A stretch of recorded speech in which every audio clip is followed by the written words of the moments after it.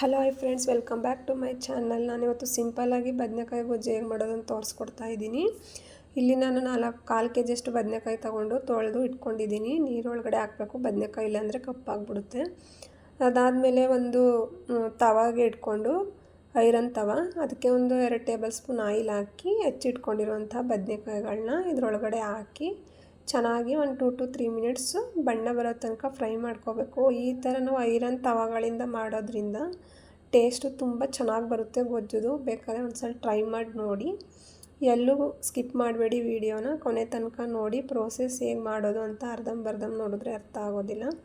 ಎಲ್ಲ ಚೆನ್ನಾಗಿ ಫ್ರೈ ಮಾಡಿ ಆದಮೇಲೆ ತಣ್ಣಗಾಗಕ್ಕೆ ಬಿಡಿ. ಸ್ವಲ್ಪ ತಣ್ಣಗೆ ಆದಮೇಲೆ ಒಂದು ಮಿಕ್ಸಿ ಜಾರ್ಗೆ ಹಾಕ್ಕೊಂಡು ತರಿಯಾಗಿ ರುಬ್ಬಿ ಸೈಡ್ಗೆ ಎತ್ತಿಟ್ಕೋಬೇಕು.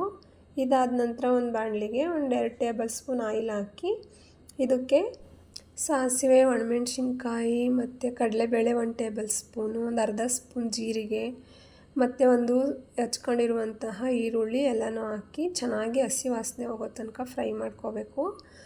ಎಲ್ಲ ಹಸಿ ವಾಸನೆ ಹೋಗಾದ್ಮೇಲೆ ಸ್ವಲ್ಪ ನಾನು ಇಲ್ಲಿ ಸ್ವೀಟ್ ಆಗಿರುವಂತಹ ಟೊಮೊಟೊ ತೊಗೊಂಡಿದ್ದೀನಿ. 3 ತೊಗೊಂಡಿದ್ದೀನಿ ದಪ್ಪದು. ನೀವು ಹುಳಿ ಟೊಮೊಟೊ ಆದರೆ 2 ತೊಗೊಳ್ಳಿ ಸಾಕು.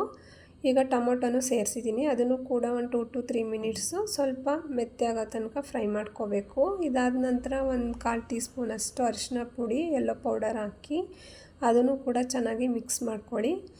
ಅದು ಚೆನ್ನಾಗಿ ಎಲ್ಲ ಫ್ರೈ ಆದಮೇಲೆ 1 ನಿಮಿಷ ಇದಾದ ನಂತರ ನಿಮ್ಗೆ ಎಷ್ಟು ಬೇಕೋ ಅಷ್ಟು ಖಾರಕ್ಕೆ ಚಿಲ್ಲಿ ಪೌಡರ್ ಮತ್ತು ಮಸಾಲೆಗೆ ಇಲ್ಲೇನು ನಾನು ಜಾಸ್ತಿ ಯೂಸ್ ಮಾಡಿಲ್ಲ, ಬರೀ ಧನಿಯಾ ಪೌಡರ್ ಅಷ್ಟೇ ಯೂಸ್ ಮಾಡ್ತಾ ಇರೋದು.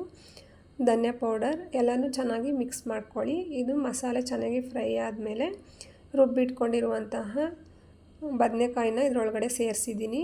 ಇದಾದಮೇಲೆ ಒಂದು ಸ್ವಲ್ಪ ನೀರು ಹಾಕಿ ಇದಕ್ಕೆ ಈ ಥರ ಮಿಕ್ಸ್ ಮಾಡ್ಕೋಬೇಕು. ಎಲ್ಲನೂ ಚೆನ್ನಾಗಿ ಮಿಕ್ಸ್ ಮಾಡ್ಕೊಳ್ಳಿ. ಒಂದು ಲಿಡ್ನ ಕ್ಲೋಸ್ ಮಾಡಿ ಒಂದು 3 ಮಿನಿಟ್ಸ್ ಚೆನ್ನಾಗಿ ಮೀಡಿಯಮ್ ಫ್ಲೇಮಲ್ಲಿ ಆ ಕಡೆ ಈ ಕಡೆ ಈ ಥರ ಮಾಡ್ತಾ ಗೊಜ್ಜನ್ನ ಚೆನ್ನಾಗಿ ಬೇಯಿಸ್ಕೋಬೇಕು.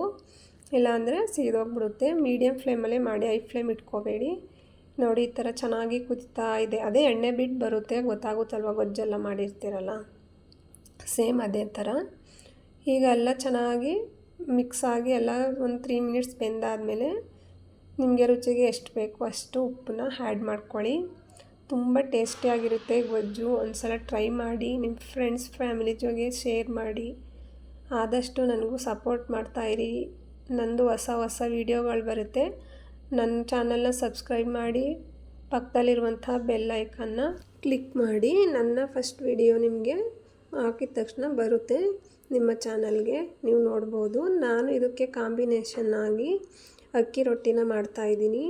ಈ ರೆಸಿಪಿ ನಿಮ್ಗೆ ಏನಾದರೂ ಬೇಕು ಅಂದರೆ ನನಗೆ ಕಮೆಂಟ್ ಮಾಡಿ. ನೆಕ್ಸ್ಟು ರೊಟ್ಟಿ ಹೇಗೆ ಮಾಡೋದು ಅಂತ ನಿಮ್ಮ ಜೊತೆ ಶೇರ್ ಮಾಡ್ತೀನಿ. ಇವತ್ತು ಇಲ್ಲಿ ನಾನು ಶೇರ್ ಮಾಡಿಲ್ಲ, ಜಸ್ಟ್ ಹಾಗೆ ಸ್ವಲ್ಪ ತೋರಿಸಿದ್ದೀನಿ ಅಷ್ಟೇ. ಅದು ಪ್ರೋಸೆಸ್ ಬೇರೆ ಥರ ಇದೆ. ರೊಟ್ಟಿ ಮಾಡೋದು ಅಷ್ಟು ಸುಲಭ ಅಲ್ಲ, ಅದನ್ನು ಸ್ವಲ್ಪ ಕಲಿಬೇಕಾಗುತ್ತೆ. ಹೊಸಬ್ರಾದರೆ ಇದನ್ನು ತುಂಬ ಟೈಮ್ಸ್ ಮಾಡಬೇಕು, ಒಂದೇ ಸರಿ ಮಾಡೋಕ್ಕಾಗೋದಿಲ್ಲ. ಈಗ ನಾನು ಇದನ್ನು ಅಕ್ಕಿ ರೊಟ್ಟಿನ ಈ ಥರ ಮಾಡ್ಕೊಂಡಿದ್ದೀನಿ. ನೋಡಿ ಎಷ್ಟು ಚೆನ್ನಾಗಿ ಬರ್ತಾಯಿದೆ. ನೀವು ಒಂದ್ಸಲ ಟ್ರೈ ಮಾಡಿ ಮನೆಯಲ್ಲಿ, ತುಂಬ ಚೆನ್ನಾಗಿರುತ್ತೆ. ಹೀಗೆ ಸಪೋರ್ಟ್ ಮಾಡಿ ನಮ್ಮ ಚಾನಲ್ಗೆ. ಯಾವಾಗಲೂ ನಾನು ಹೊಸ ಅಡುಗೆಗಳನ್ನ ನಿಮ್ಮ ಜೊತೆ ಶೇರ್ ಮಾಡೋದಕ್ಕೆ ಇಷ್ಟಪಡ್ತೀನಿ. ಎಲ್ಲೂ ಸ್ಕಿಪ್ ಮಾಡದೆ ಯಾವಾಗಲೂ ನನ್ನ ವೀಡಿಯೋಸ್ಗಳನ್ನ ನೋಡ್ತಾಯಿರಿ. ಹೀಗೆ ಸಪೋರ್ಟ್ ಮಾಡಿ. ನೋಡಿ, ಅಕ್ಕಿ ರೊಟ್ಟಿ ಎಷ್ಟು ಚೆನ್ನಾಗಿ ಉಬ್ಬಿ ಬರ್ತಾಯಿದೆ, ನೋಡ್ತಾ ಇದ್ದೀರಿ ಅಲ್ವಾ. ಇದಕ್ಕೆ ಈ ಬದನೆಕಾಯಿ ಗೊಜ್ಜು ತುಂಬ ಚೆನ್ನಾಗಿರುತ್ತೆ. ಬೇಕಾದರೆ ಒಂದು ಸಲ ಟ್ರೈ ಮಾಡಿ ನೋಡಿ. ನೋಡಿ ಎಷ್ಟು ಚೆನ್ನಾಗಿ ಬಂದಿದೆ ಅಲ್ವಾ ಗೊಜ್ಜು. ನೋಡಿದ್ರೇ ತಿನ್ನಬೇಕು ಅನಿಸ್ತಾ ಇದೆ. Thank you.